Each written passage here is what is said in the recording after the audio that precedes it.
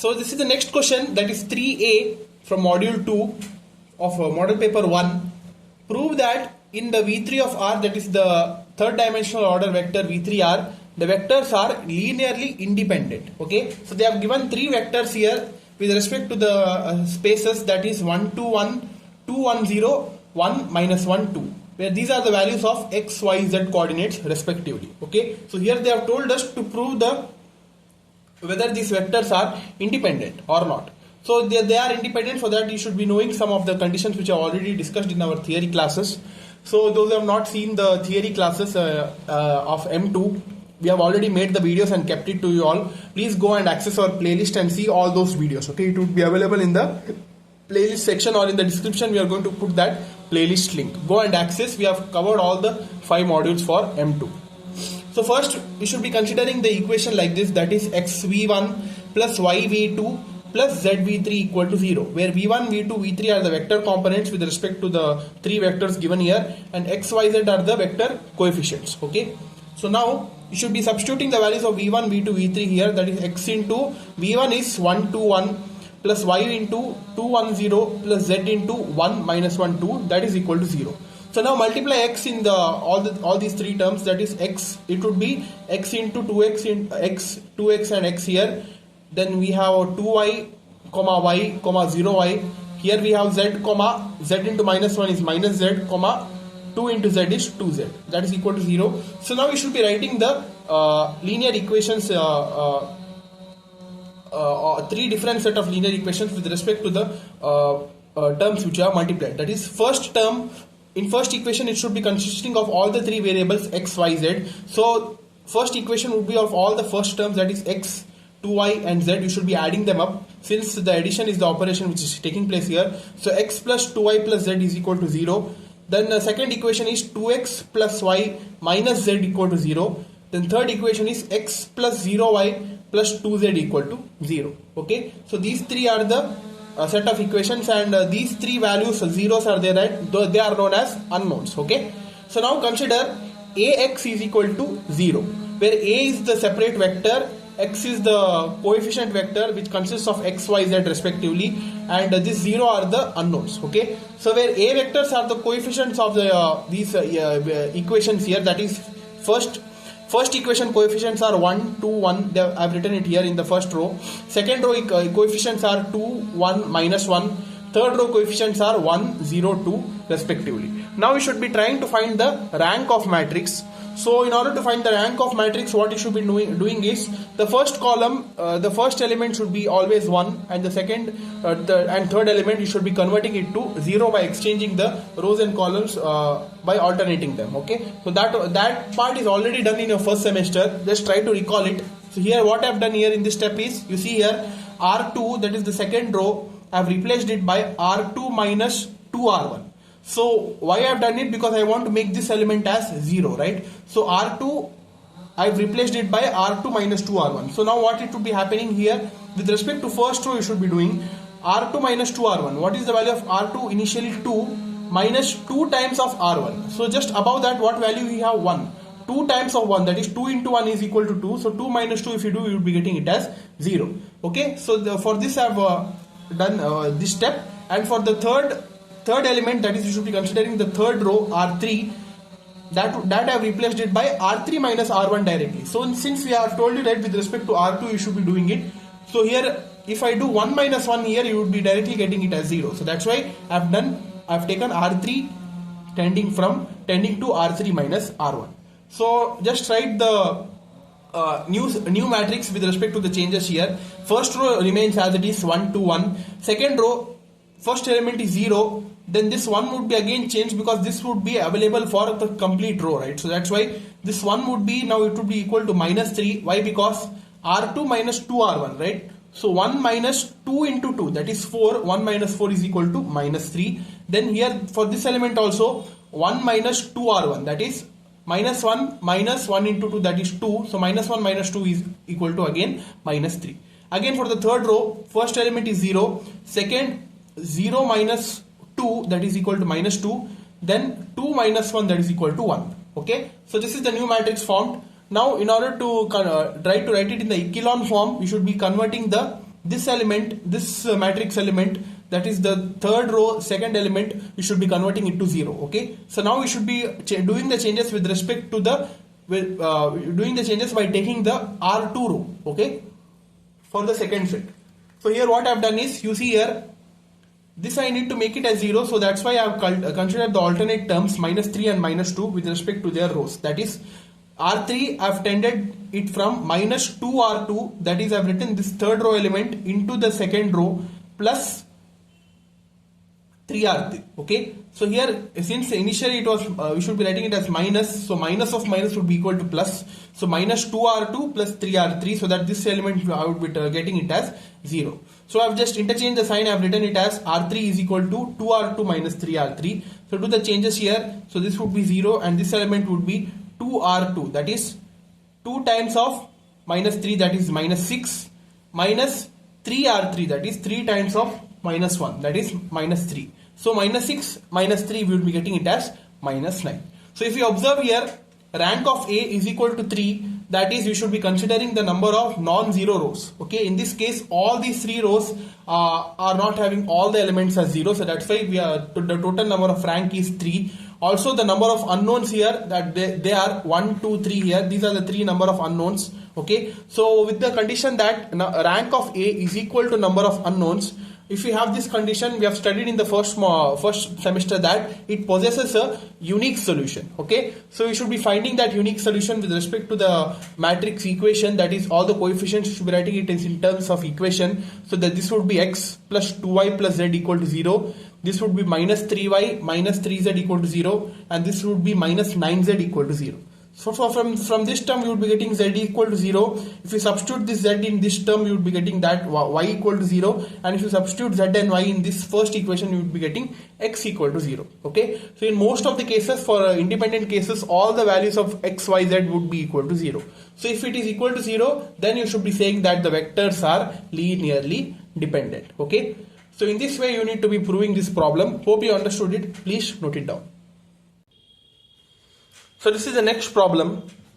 Here they have given, let V, that is the vector space, is equal to R cube, okay, be the Euclidean 3 space, and let the set of W whole number where the values of x, y, z belong to ax plus by plus cz equal to 0, where all these x, y, z belongs to the set of real number. Okay, so this is the condition given for W. Okay, and let a comma b comma c be the real numbers. So what we should be showing? We should be showing that W is the subspace of V. Okay, so how to show that W is the subspace of V? Let us solve and see how to do it. Let us solve using the second theorem condition. First, let U be equal to x1 comma y1 comma z1. Okay, and V be equal to x2 comma y2 comma z2. Let these two be any two elements of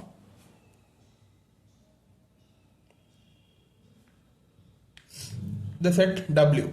Okay, now what we can write first is, here they have given one equation, ax plus by plus cz is equal to 0, right? So here in place of x you write first ax1 plus by1 plus cz1 equal to 0. Okay, name it as equation 1. Similarly, we write one more equation, ax2 plus by2 plus cz2 equal to 0. Okay, so this name it as equation 2. Now use the second theorem condition, that is au plus bv is equal to a into, substitute the value of u, that is x1 comma y1 comma z1, plus b into v, that is x2 comma y2 comma z2, right? Now what you would be getting, multiply a, so we would be getting ax1 comma ay1 comma az1 plus bx2 by2 bz2. So this we would be getting, right? Now you should be adding these terms, that is first term, second terms and third terms. So what we would be getting, ax1 plus bx2, comma ay1 plus by2, comma az1 plus bz2. Okay, this is the thing we got. Now, since according to the given condition in the question, x comma y comma z belongs to w, right? So therefore au plus bv is equal to a into ax1 plus bx2, similarly plus b into ay1 plus by2 according to the question, plus c into az1 plus bz2. Okay,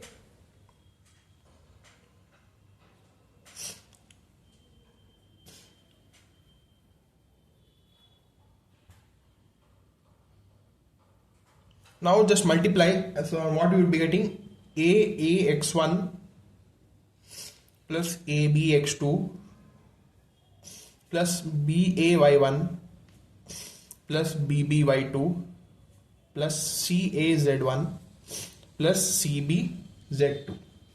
Okay, now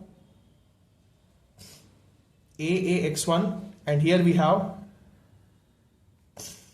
aby1, this term. Okay, and here we have acz1, caz1, acz1 is one and the same. So wherever a is common, right, to group it together. Similarly, wherever b is common, that is b ax2 and b by2 and bcz2. Okay, this term and this term I've grouped it together. So what you will be taking, take a common, you will be left with ax1 plus by1 plus cz1 plus b into ax2 plus by2 plus cz2, right? So we have got this much, but you see in the equation 1 what we have written, ax1 plus by1 plus cz1 equal to 0 and ax2 plus by2 plus cz2 equal to 0, right? So substitute that, so we would be getting a into 0 plus b into 0. So if we do this, we would be getting our answer as au plus bv equal to 0. So whenever we get equal to 0, we can conclude by saying that w is a subspace of V. Okay, so understood, right? So go through it again, see why I have written this equation u and v, just to show that w is a subspace of V according to the given condition here. Do that. And here why I have taken a, b, c common, because in the variables they have given a, x plus by plus cz. Okay, and we are writing xyz in terms of second theorem, that is au plus bv. Okay, so that's why in place of u and v we should be substituting the values of x, y and z respectively and separately solving and doing until we get the answer as 0, because now we should be proving that w is a subspace of V, right? Yeah. So this is the next question, that is 3c. They have told us to define an inner product space. Also they have given one problem in this question, that is consider f of t is equal to 3t minus 5 and g of t is equal to t square. So in this they have given the values of f of t and g of t, and the inner product f comma g we should be finding it with respect to the equation provided for the inner product condition, that is f comma g is equal to integral from 0 to 1 f of t into g of t dt. We should be finding this f comma g with respect to the values of f of t and g of t given. Okay, so this is very easy to solve. Let us see now. First is inner product space definition. So first you should be doing defining that. Let V be a real vector space. Suppose each pair of vectors, that is which belongs to the vector components u comma v, they're assigned a real number denoted by this symbol, that is u comma v inside the arrow brackets. Okay, this function is called as real inner product on V vector if it satisfies these three axioms. So in order to call it as an inner product space with respect to the real product, it should be following some set of axioms they are mentioned here. That is, first is linear property, then is symmetric property, then positive definite property. Under linear property, this is the condition for linear property, that is AU1 plus BU2 comma V is equal to A of U comma V, A of U1 comma V plus B of U2 comma V. So this is for linearity. Next, for symmetric property, U comma V should be equal to V comma U. Okay, so it should be ideally symmetric to each other. Then positive definite property, that is U comma U should be greater than or equal to 0 and U comma U should be equal to 0 if and only if the value of U is equal to 0. So these are the separate set of conditions or axioms for inner product space. Now let us see the problem here. So in this problem, they have told us to find the inner product space between f and g. So the condition is, they have also given the condition as integral from 0 to 1 f of t into g of t dt. So substitute now f of t and g of t from the question, that is 3t minus 5 into t square dt. So multiply t square, 3t into t square is 3t cube, minus 5 into t square is minus 5t square into dt. So split this now with respect to the integral, that is 0 to 1 3t cube dt minus integral from 0 to 1 5t square dt. So we know that 3 is a constant, I have taken it outside, and t cube integral is given by t to the power 4 by 4, and the upper limits and lower limits are mentioned here. Then again this 5 is constant, take it outside. T square is given by t cube by 3 with the limits upper limit as 1, lower limit as 0. Now substitute upper limit minus lower limit. So lower limit I have not considered here because it is equal to 0 for both the cases. So I have directly considered only the upper limit, that is 3 into t to the power 4, that is 1 to the power 4 is 1 itself. So 1 by 4 minus 5 into 1 by 3. So 3 by 4 minus 5 by 3. So I have taken the common denominator LCM and I have got the answer as minus 11 by 12. So this is our solution for the inner product space. So this was the complete question, guys. Take it down.